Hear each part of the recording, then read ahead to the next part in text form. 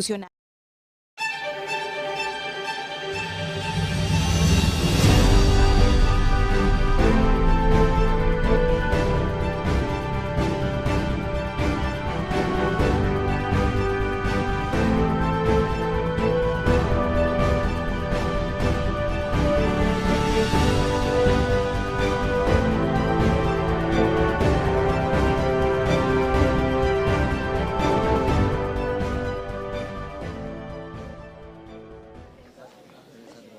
Adelante, por favor.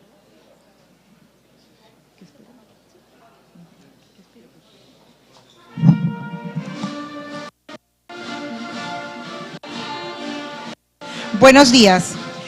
Hace su ingreso la señora Presidenta Constitucional de la República, Ercilia Boluarte Segarra, acompañada de la Presidenta del Poder Judicial, doctora Yanet Tello Gilardi, y los magistrados del Tribunal Constitucional.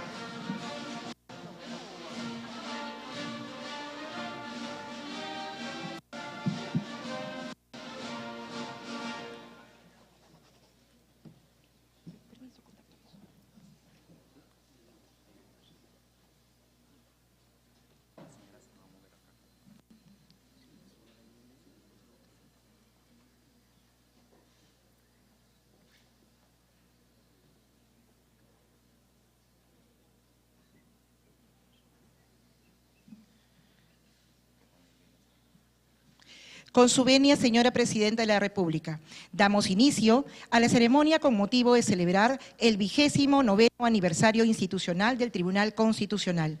Agradecemos la presencia de las distinguidas autoridades, personalidades y trabajadores de la institución que nos acompañan esta mañana. A continuación, entonaremos las sagradas notas de nuestro himno nacional, a cargo de la Banda de Músicos de la Marina de Guerra del Perú.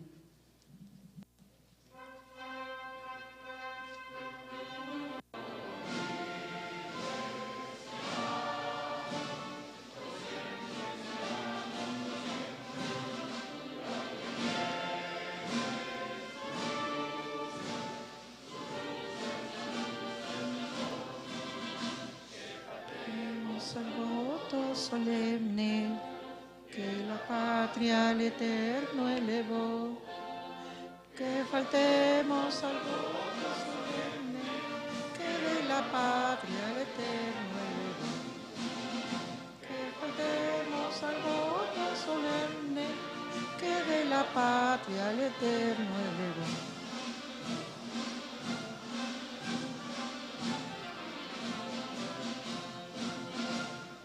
Si malos Andes sostenga la bandera pendón mi color, y a los siglos anuncie esfuerzo, que se vive, que se vive, que se vive por siempre nuestro.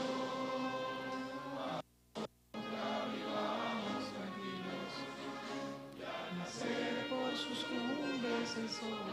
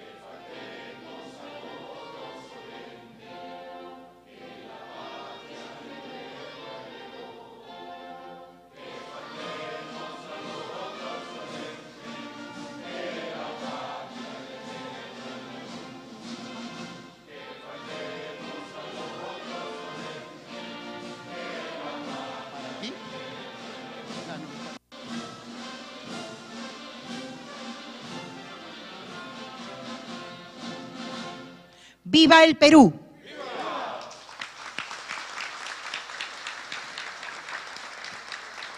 Tomen asiento, por favor. Acto seguido, Discurso de orden a cargo de la presidenta del Tribunal Constitucional, doctora Luz Pacheco Serga.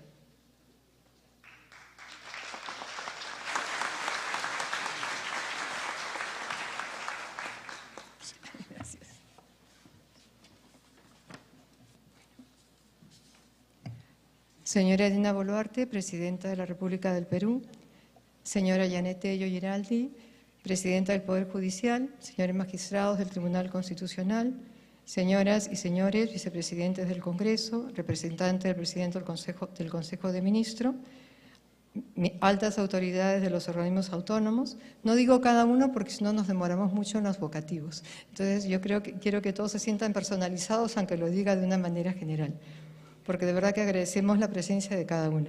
Señores ministros de Estado, señores congresistas, jueces supremos, señores jefes de misiones diplomáticas acreditadas en el Perú, autoridades ediles, militares y académicas, ex magistrados del Tribunal Constitucional, trabajadores del Tribunal Constitucional, bueno, señores y señores, de verdad muy buenos días a todos y en particular, aunque a todos los queremos mucho, pero en particular a los trabajadores del Tribunal Constitucional que hace posible que hoy podamos estar reunidos acá. De verdad queremos agradecer, como decía antes, la presencia de cada una de las personas que están aquí, porque nos resulta sumamente grato recibirlos en esta emblemática casa que ha sido catalogada como un patrimonio cultural de la nación. Indudablemente no estamos en un aniversario redondo, no son los 30 años, son 29. Sin embargo, nos parecía que era conveniente, quién sabe también porque vivimos momentos difíciles en el país, tener un espacio de tranquilidad, de escuchar cosas buenas que van avanzando, al menos en nuestra institución, pero no solo en la nuestra. Conversábamos en el segundo piso, unos minutos antes de venir acá, que hay muchas cosas buenas en todas las instituciones, pero que a veces no tenemos la cobertura mediática en la prensa, que tanto ayudaría a recobrar la esperanza, porque si uno todo el tiempo escucha críticas y cosas negativas, al final piensa que el Perú no tiene futuro, y sí tenemos futuro. Y entre todas las personas que están aquí, quiero agradecer especialmente a la doctora Delia Reboredo, que ha venido para acompañarnos en este evento tan particular. Ella ha sido la primera mujer que forma parte del tribunal y vamos a hacerle un homenaje. El día lunes, el Centro de Estudios Constitucionales ha organizado un homenaje en su nombre a las 6 de la tarde, pues que están cordialmente invitados. Queremos compartir entre esas acciones que hemos desarrollado, yo al menos pensaba que podría ayudarnos a tener un orden en la exposición, 4 aspectos. Uno, ¿qué estamos haciendo para proteger los derechos fundamentales? ¿No? Porque es nuestro deber garantizarlos a la luz de lo que establece la Constitución. También estamos empeñados en la tarea de modernizar el Tribunal Constitucional utilizando la tecnología informática, no solo para la administración de los recursos humanos, que son tan importantes, sino también para el proceso jurisdiccional. Eso se va a traducir en una justicia célere, porque creo que todos estamos de acuerdo que cuando la justicia tarda, ya no es justicia, ¿no? Y tenemos ese peso de saber que no estamos yendo al ritmo que quisiéramos y que la población demanda. También, una tercera meta que tenemos es sincerar el cuadro de asignación de personal para brindarles la protección social que la Constitución y las leyes establecen sin discriminación alguna. Y profundizar, ¿no?, esa labor académica, en esa misión que tenemos, en la jurisprudencia y en la doctrina del tribunal, dándola a conocer a la población. Que sepan que en lo que va del año hemos llevado a cabo 23 audiencias públicas, 4 adicionales en ciudades distintas a la capital, las otras 23 han sido aquí en Lima. En la segunda mitad del año, pues también tenemos previstas otras audiencias descentralizadas y también en Lima, tanto del Pleno como de la Sala. A la hora de pensar en las sentencias que podría comentarles brevemente en estos minutos, pensaba en esos clichés que suele haber de identificarnos, ¿no?, a los magistrados, yo diría con unas categorías simplistas, presumiendo que somos o de esta tienda política o de la otra, o que hay alianzas, entonces están los caviares con los no caviares, los de derecha, los de la izquierda, ¿no? Típica manera de no sé, de ver las cosas con una mentalidad reduccionista, diría yo. En estos 3 años que llevamos juntos, hemos decidido muchos temas, algunos han costado más, indudablemente, ha habido desavenencias, han sido públicas también, pero a Dios gracias todos tenemos claro que nuestra misión es institucional y tenemos que vencer esas diferencias que tengamos por el bien del país para poder construir lo que el Perú necesita. Y de hecho también somos conscientes que no somos un poder constituyente. ¿Qué quiere decir eso? Nosotros no hacemos la Constitución, lo hizo la Asamblea Legislativa, que en su momento elaboró el texto constitucional, que ha sido avalado por un referéndum, y por tanto 7 personas, los 7 magistrados, no podemos interpretar la Constitución de acuerdo a nuestras propias ideas o subjetivismos. Nuestro deber es custodiarla de acuerdo a los valores objetivos, esa ética que está plasmada en el texto constitucional. Decía pues que somos conscientes y procuramos cumplir a cabalidad nuestros deberes. Entre las sentencias que me parecía que pueden ayudar a darse cuenta que aunque estimemos mucho, ¿no?, a todas las personas que están en los diferentes poderes del Estado, pues a veces le damos la razón y a veces no le damos la razón.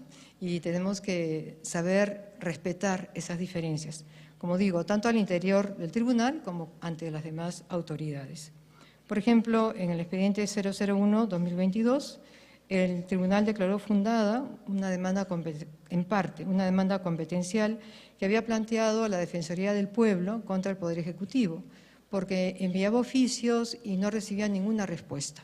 Entonces el tribunal lo que ha establecido es que está obligado el Poder Ejecutivo a contestar, ¿no? Además creo que es un mínimo de educación, ¿no? Cuando no le hablan, contesta.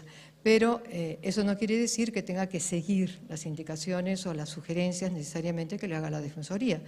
Pero lo bonito también de la vida democrática es el diálogo, ¿no? O sea, uno no está de acuerdo, ¿y por qué? Y es justamente en el diálogo que uno puede llegar a un acuerdo. Otra sentencia, en este caso, por ejemplo, no pudimos estar a favor de la Defensoría, pero estuvimos a favor de la Defensoría, pero no del Poder Ejecutivo.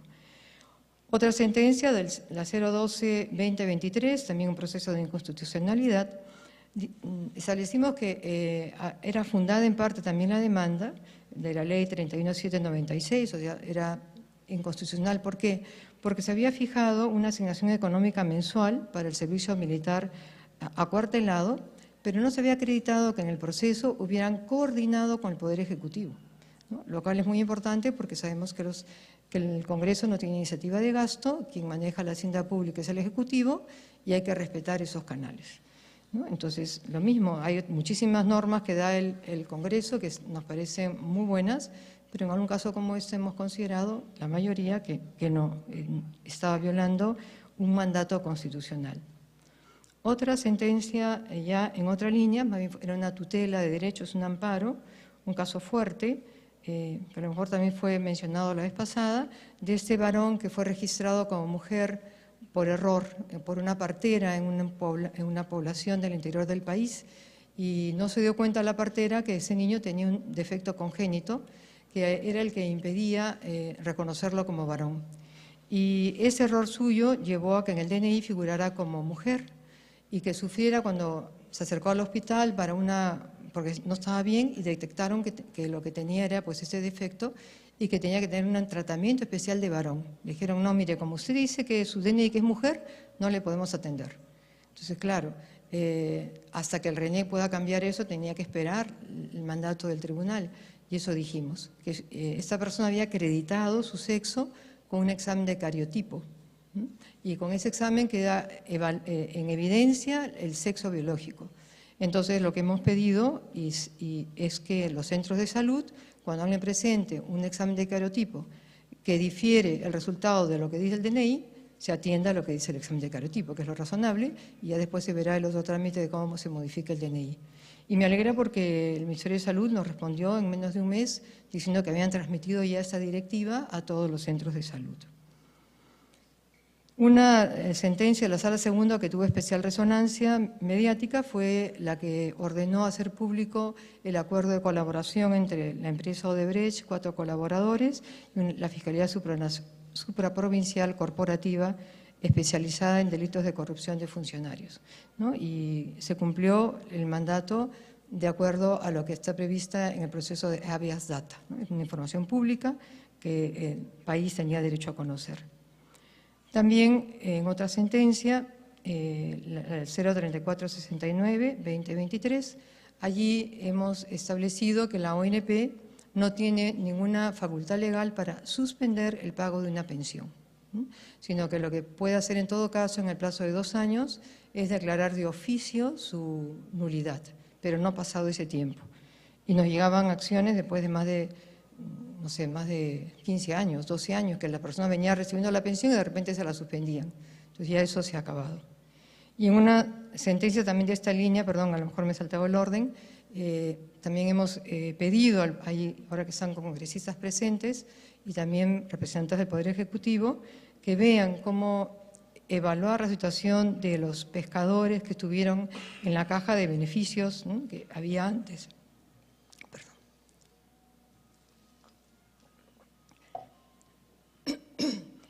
Uy, se me fue la voz, perdón. Disculpen porque creo que está sonando una alarma.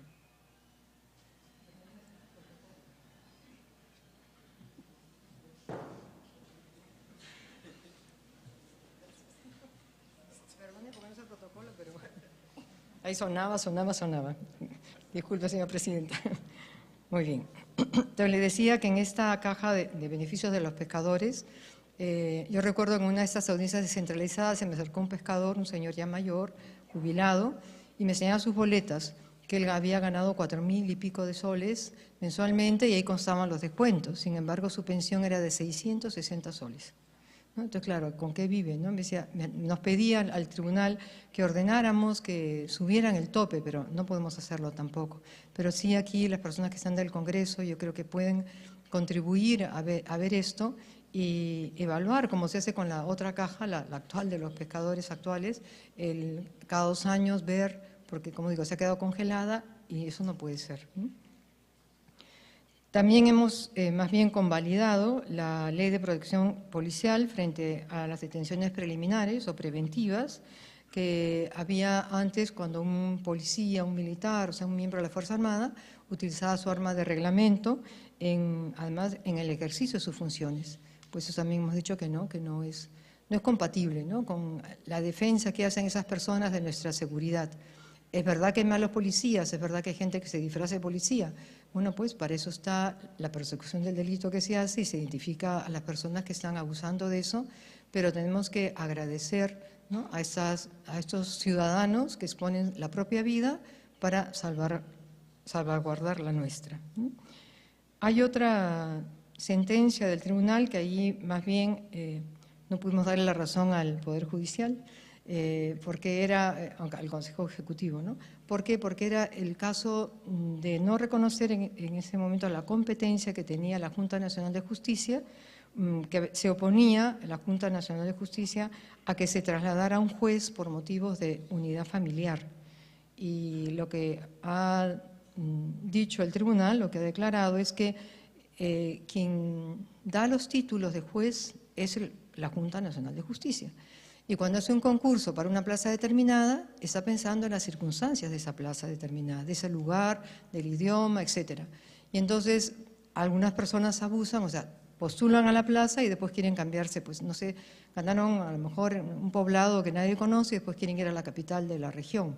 Eso puede ser un abuso. Lo que sí más bien hemos ahí puntualizado, que como sí cabe que haya esta reagrupación o este cambio por motivos de salud o de seguridad, que cuando se habla de salud no sea solo del titular de la plaza, del juez, sino también comprenda a los miembros de la familia nuclear, ¿no? Y entonces hemos dicho que corresponde al Jurado Nacional, perdón, a la Junta Nacional de Justicia verificar que la decisión que pueda proponer el Consejo Nacional de Justicia esté de acuerdo con esos lineamientos que hubo en el concurso y con lo que manda la ley. Una sentencia que también creo yo que quisiera recalcar ha sido la referida a la acción de inconstitucionalidad de la ley del reinfo, ¿se acuerdan, no? Todo este laberinto del reinfo, pues ahí no pudimos ponernos de acuerdo, no hubo una mayoría, pero sí los siete sí coincidimos en algo, que el Estado no puede tener un marco normativo basado en la exención de la responsabilidad penal. Ahí sí estamos todos de acuerdo, porque además en el campo de la minería estamos viendo el daño que se hace y todo el crimen organizado que hay alrededor de esta actividad. En otro expediente, el 2803 del 2023, allí lo que hemos defendido es el derecho que tienen los justiciables a la hora de enfrentar un juicio. Es decir, el fiscal no puede acusar o no puede decirle a la persona, que se le está imputando determinados actos y que además eso configura ciertos delitos. Eso todo ocurre a lo mejor en la etapa de investigación preliminar, pero después cuando presenta la acusación al juez son cuestiones distintas, otros hechos, otros delitos, entonces claro, ahí se vulnera el derecho de defensa, ¿no? Y creo que esa sentencia nuestra debe haber contribuido a que los jueces tengan mayor cuidado para evitar que haya esta disociación y también, creo yo, para que el juez, está bien, como ha dicho un acuerdo plenario de la Corte Suprema, el fiscal se puede equivocar y puede subsanar, pero no pues 6, 7, 8, 15, digo yo, ¿no? O sea, ya cuando uno ve tantas subsanaciones, se plantea, bueno, ¿el juez es juez o el juez es un segundo fiscal? ¿No? O sea, ¿el juez está guardando aquí una independencia o ya la está perdiendo, ¿no? Entonces, también creo que esa es una cuestión muy importante. También la Sala Segunda ha dado otra sentencia que reafirma una que ya dimos hace 2 años sobre la inaplicación del artículo 53 del Decreto Ley 19.990, que es el que creó todo el sistema de pensiones, donde está prevista una pensión de viudez, recordaron todos, ¿no?, del pensionista y de viudez. ¿Y qué dice el artículo 53? Que si es la viuda la que quiere acceder a la pensión que tenía su cónyuge, ¿no?, entonces en ese caso basta con que sea mayor de 50 años, no importa si es sana, si es enferma.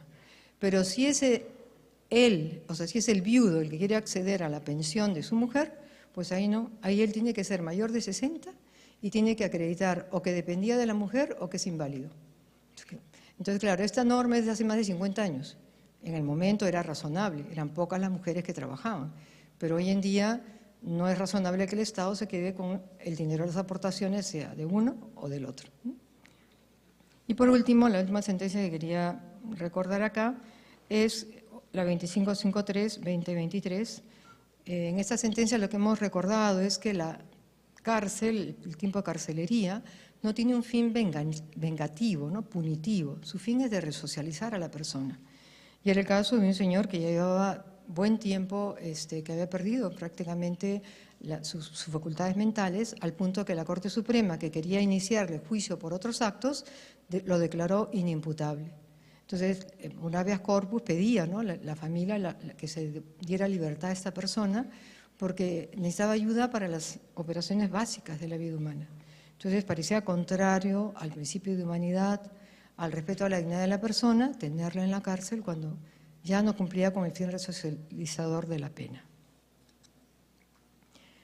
El segundo tema que les decía que quería tratar es en cómo estamos trabajando para modernizar nuestro sistema de atención a los procesos constitucionales. Creo indudablemente que el año pasado, y además yo le agradezco al anterior presidente, al doctor Francisco Morales, que nos permitió pasar al local de San Isidro, donde tenemos ahí sí todas las comodidades necesarias en el buen sentido.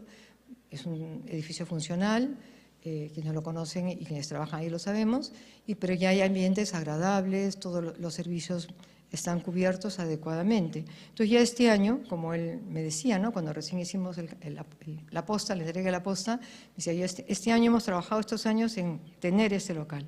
Ahora vamos al segundo paso, que es en el que estamos ahora, que es la aplicación de la inteligencia artificial y también ver con más detalle, con esa ayuda también, la situación de los trabajadores e irla mejorando de manera integral. Entonces acá han preparado este pequeño esquema donde se ve cómo pensamos utilizar la inteligencia artificial o modernizar, ¿no? La idea es que el expediente sea electrónico que podamos usar la inteligencia artificial, y después en una de las tareas, que tenemos que cuidar la seguridad de la información, porque no podemos tener por ahí en una nube y que cualquiera pueda hackear o acceder a ella. También eso permitirá que ya no haya que trasladar expedientes, que la notificación sea electrónica y, lo más importante, que es una meta que se viene trabajando hace años, lograr la interoperabilidad entre las diferentes instituciones que manejamos la Administración de Justicia. Y aquí quiero aprovechar para hacer un adelanto, doctora Janet, ¿no? Que el 25 nos encontraremos en Cusco, porque el Poder Judicial fue el que identificó, hasta aquí el doctor Ramiro Bustamante también, bueno, está la doctora Elvia Barrios, que trabajó mucho tiempo en eso también, para identificar qué corte del Poder Judicial podía hacer un plan piloto con nosotros para ya poner en marcha este expediente electrónico. Y el 25 de este mes pues estaremos en Cusco para hacer la presentación oficial. Será solo procesos de tutela, pero será la primera vez que van a hacer el expediente en modo digital y va a regresar de modo digital. O sea, ya solo con eso el ahorro de tiempo y dinero es muy grande. Hay, además de esta Corte, que es la que ha elegido, como decía el propio Poder Judicial, pero también ellos saben, nosotros también, que ya hay otras 4 cortes, la de Junín, la de Arequipa, la de Salta y la de Lambayeque, que ya están tramitando digitalmente, pero no porque reciban la demanda en digital, sino que la escanean. La reciben en papel, la escanean, y entonces ya todo el proceso que sigue ya es digital. Y entonces ya estamos recibiendo en el tribunal expedientes absolutamente digitalizados. Este proceso, que se dice rápido, ¿no? Pero realmente quienes estamos un poquito más metidos, sí sabemos lo que supone y ha supuesto para el Poder Judicial y para nosotros descoser expedientes, coser expedientes, mandarlos aquí, mandarlos allá, ¿no? Esto ya pues, poco a poco va a desaparecer, ¿no? Y en este esfuerzo de digitalización, yo también quiero agradecer tanto al equipo del Poder Judicial técnico como al del Tribunal Constitucional, que está encabezado por el ingeniero César Rodríguez. También está nuestro asesor jurisdiccional, el doctor Alberto Chepiu, que antes fue el secretario general, que está en una comisión de descarga y hace varios meses trabajando, y es muy bonito ver cómo in-house, con nuestros medios, estamos dando pasos muy importantes para que en unos 2 o 3 meses ya esto sea lo habitual en el tribunal, al menos a nuestro interior. Nos dimos cuenta que nosotros pues estamos un poquito, como se dice, en pininos, y que hay países que ya aplican la inteligencia artificial hace varios años, uno de ellos Brasil. Entonces, con motivo del encuentro de presidentes de tribunales constitucionales que hubo en Brasilia, viajamos 3 magistrados. Y ellos nos invitaron, o sea, el Tribunal Federal de Brasil, que vendría a ser como el Tribunal Constitucional, nos enseñaron cómo trabaja la inteligencia artificial. De ahí nos permitieron visitar el Tribunal Superior de Brasil, que vendría a ser la Corte Suprema. Y por último, el Tribunal Superior de Trabajo. Bueno, el movimiento que tienen ellos pues es un abismo respecto al nuestro. Pero ellos ya desde el año 2020 aplican estos sistemas, y el que nos pareció de verdad de los 3 que vimos, el más adelantado y el que había integrado mejor este sistema de la inteligencia artificial era el de trabajo. Les doy un dato, o sea, ellos reciben por lo menos, aquí estamos cuando viajamos, ¿no? Más de 590.000 expedientes al año, 590.000, y resuelven más de 512.000. Cada magistrado tiene a su cargo 21.400 expedientes. Bueno, yo creo que allí será difícil que los haya visto los 21.000, ¿no? Eso me da mis dudas. Nosotros, a Dios gracias, que la cara que tenemos es 7.000, así que fácilmente, ¿no? Vamos a poder, sí, supervisar adecuadamente lo que tengamos, ¿no? Lo que nos llegue. Y en esa línea, lo que hemos visto que logran ellos es que llega la demanda, y primero que hace el sistema es clasificar habeas corpus, amparo, lo que corresponde, las agrupa. Después lo que hace es identificar, por ejemplo, si son personas con problemas de salud, si son mayores de tantos años, si es un proceso orgánico, en fin. Y con esos datos hace una referencia a las normas y hace un estudio comparativo. Requisitos que da la ley para admisión o para la procedencia. Requisitos y qué tiene esta demanda. Compara, o el recurso de agravio constitucional. Compara y te da un informe. No cumple con esos requisitos. ¿Qué tiene que hacer el asesor? Revisar, ¿no? Que eso es así. Pero ya tienes un borrador, ¿no? Un tema que a lo mejor antes nos llevaba días, ¿no? Pues ahora eso va a ser casi instantáneo, ¿no? También, junto con lograr esto, conectan un proyecto de resolución, ya de un caso X, cualquiera, y conectado con la jurisprudencia que tenga el tribunal al respecto. O sea, como funciona con algoritmos, ¿no? La inteligencia artificial, sabemos que es todo generalidad. Entonces, el tribunal, en casos de este estilo, ha sido su decisión. ¿Qué nos corresponde a nosotros? Evaluar si en este caso concreto hay que aplicar la regla general o no. Aquí hay que tener otro tipo de solución.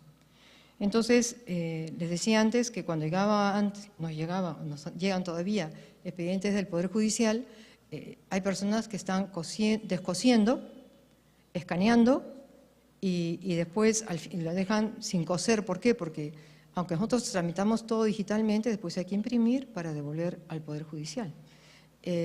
Cuando llegaban a veces 7 tomos de antecedentes de un caso X, porque son a veces procesos que duran años. Lo que es admirable es que en ese análisis de los antecedentes y en preparar, ¿no? En elaborar, había por lo menos que, bueno, si es un asesor, 2, 3 días a lo mejor para recoger todo lo que había. Ayer me han hecho una demostración el equipo y me dijeron, doctora, hay que esperar un minuto, ¿eh? Un minuto. Estamos tan mal acostumbrados que para que los antecedentes se fabriquen en un minuto nos parece una barbaridad, pero la realidad es que es pues una ventaja increíble. Que tocará después chequear que estén bien hechos los antecedentes en base a la información que consta en el expediente.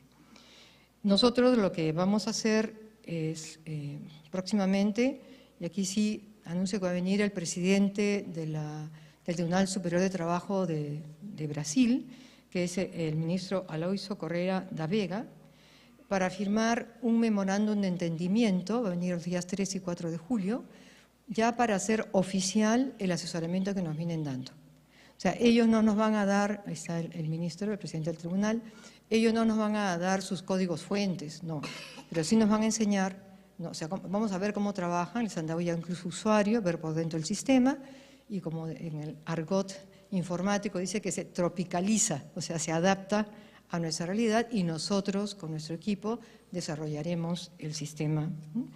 Y como es el presidente del Tribunal Superior de Trabajo, pues igual puedo después coordinar con la doctora Yanet para que pueda ver la sala laboral, igual les interesa, ¿no? Yo creo que están muy dispuestos a colaborar con nosotros, nos llevan muchos años de ventaja. Y es muy bonito porque nos decían en el encuentro de presidentes que en América Latina hemos visto normalmente a Brasil como un país lejano por el idioma. Sin embargo, nos decían, y miran más a Estados Unidos y Europa. Pero realmente ustedes, nos decían, tienen más en común con nosotros que con los europeos y los norteamericanos. Y es verdad, ¿no? Y la barrera del idioma se puede superar. Entonces, bueno, esto quiero, como decía antes, agradecernos a nuestro equipo que nos está permitiendo dar estos pasos tan importantes.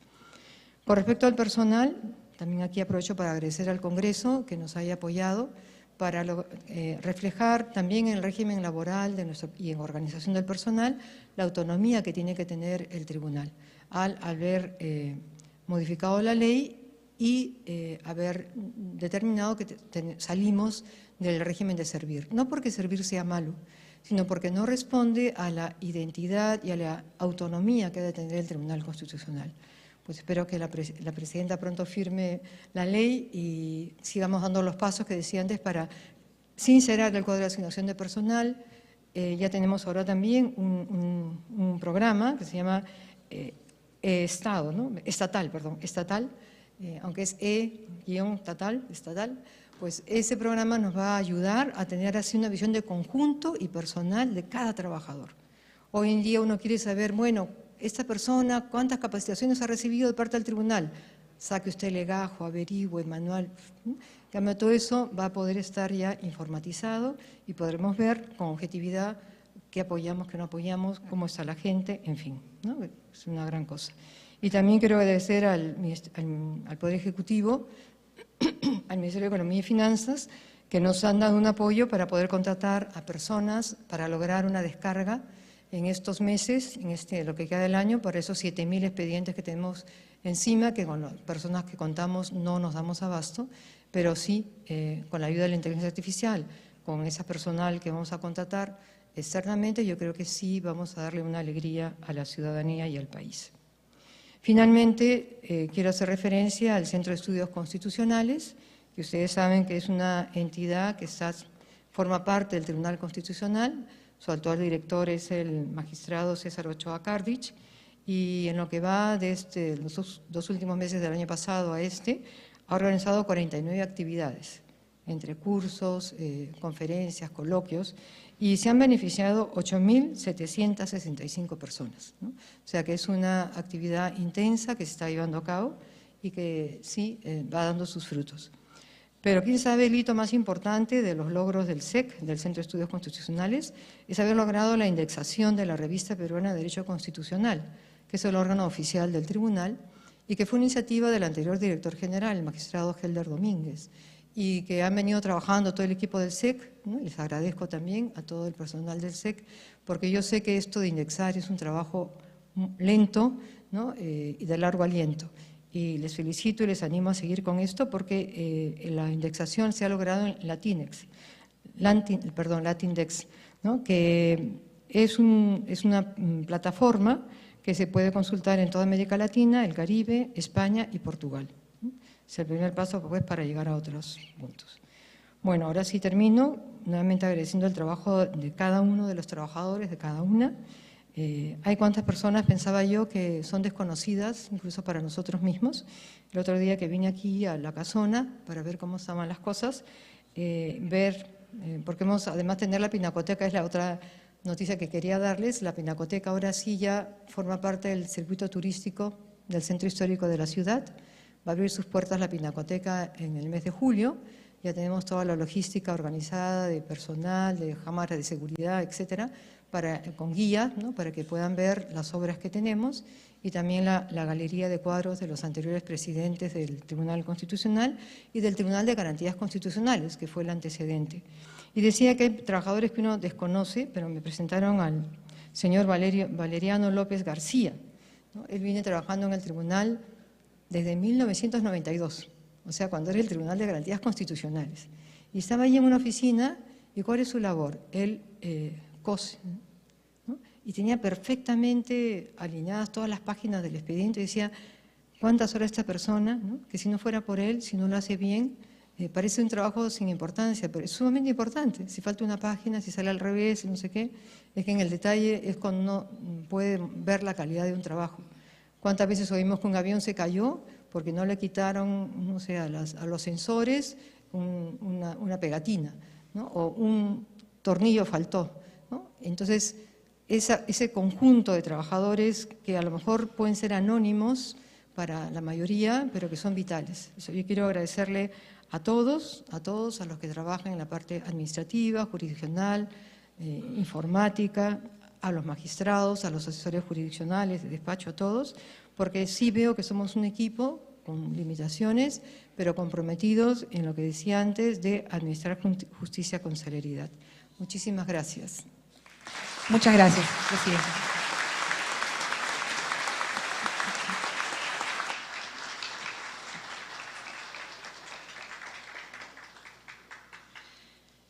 Seguidamente, palabras de la Presidenta Constitucional de la República, señora Dina Ercilia Boluarte Segarra.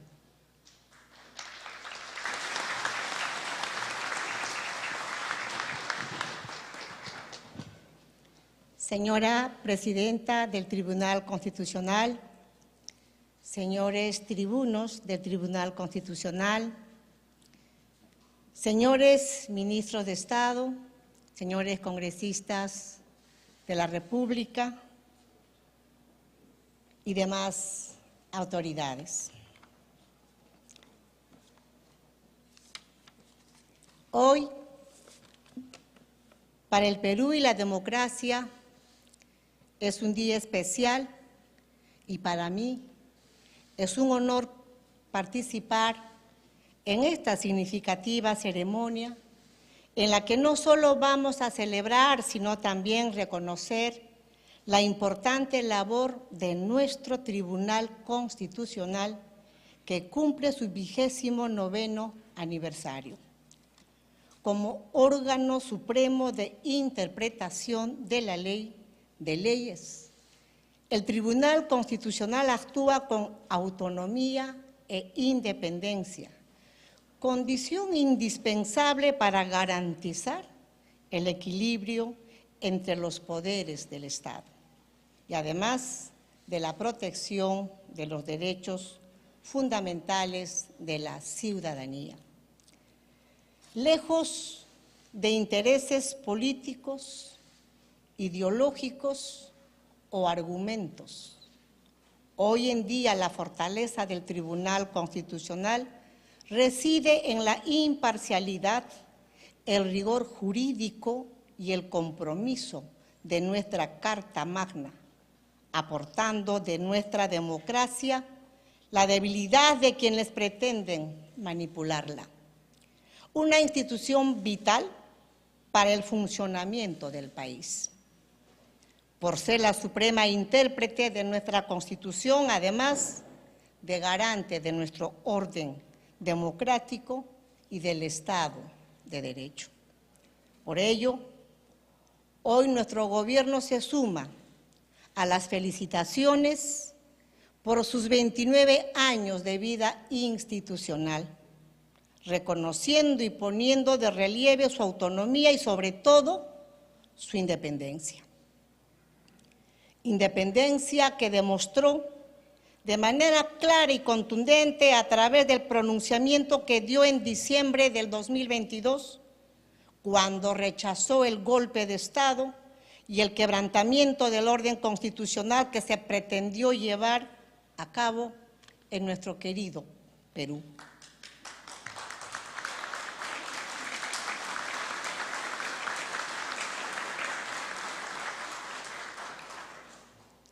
Aquella medida ilegal que nos iba a someter a oscuros manejos contrarios a la democracia, en la que se vislumbraba violencia, desorden y anarquía. Pasamos momentos difíciles de enfrentarnos, pensando en el Perú, teniendo como soporte a nuestra Constitución y a sus leyes. Hoy vivimos un escenario totalmente diferente, con una economía recuperada que va camino a su consolidación gracias al empuje y el trabajo de compatriotas que anhelan un Perú mejor, una democracia sostenida y un país en orden. Y gracias también a la fortaleza de instituciones como el Tribunal Constitucional que luchan por una democracia que nos permite vivir en orden, en paz y en tolerancia. Una democracia en la que, estamos seguros, el Tribunal Constitucional seguirá cumpliendo a cabalidad su papel como garante de las libertades fundamentales de todos los peruanos, sin distinciones, que los proteja ante la vulneración de sus derechos, ante las injusticias y las desigualdades que afecten sus condiciones de vida.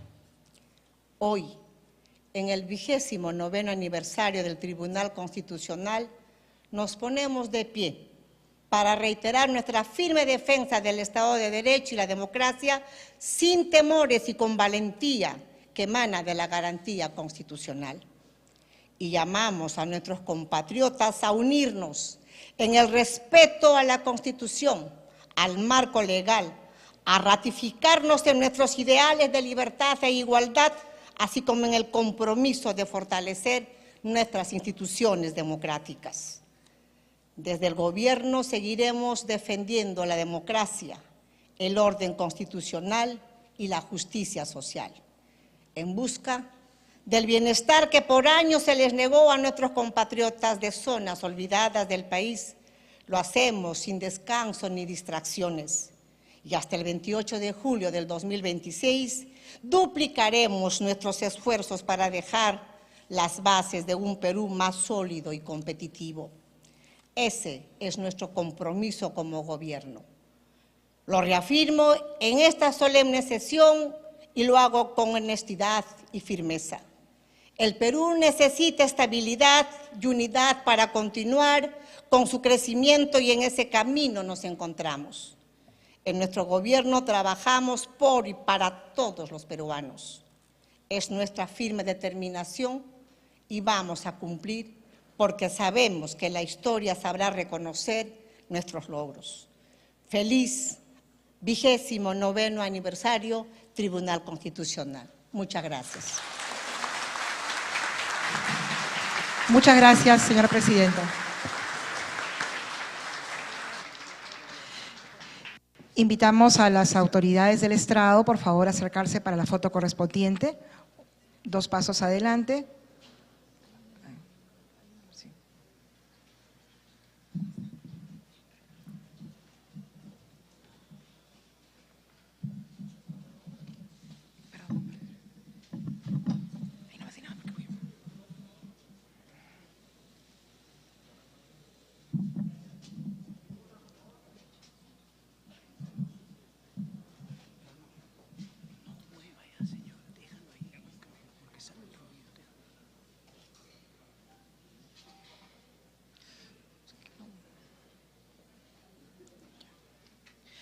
Por favor, mantenerse en sus ubicaciones.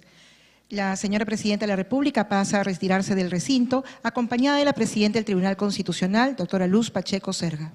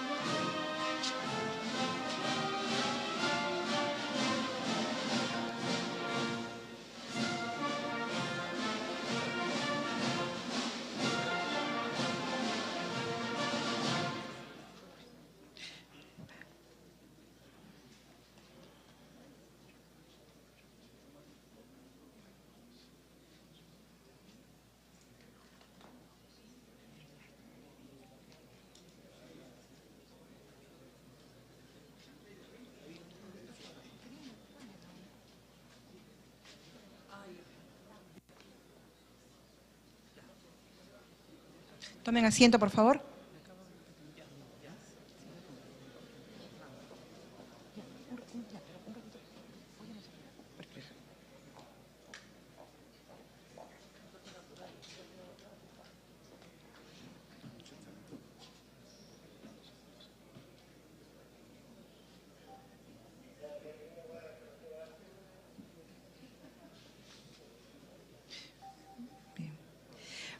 Muchas gracias a todos por su presencia. La ceremonia ha concluido. Se procederá al saludo correspondiente, subiendo por la parte derecha del escenario y bajando por el lado izquierdo.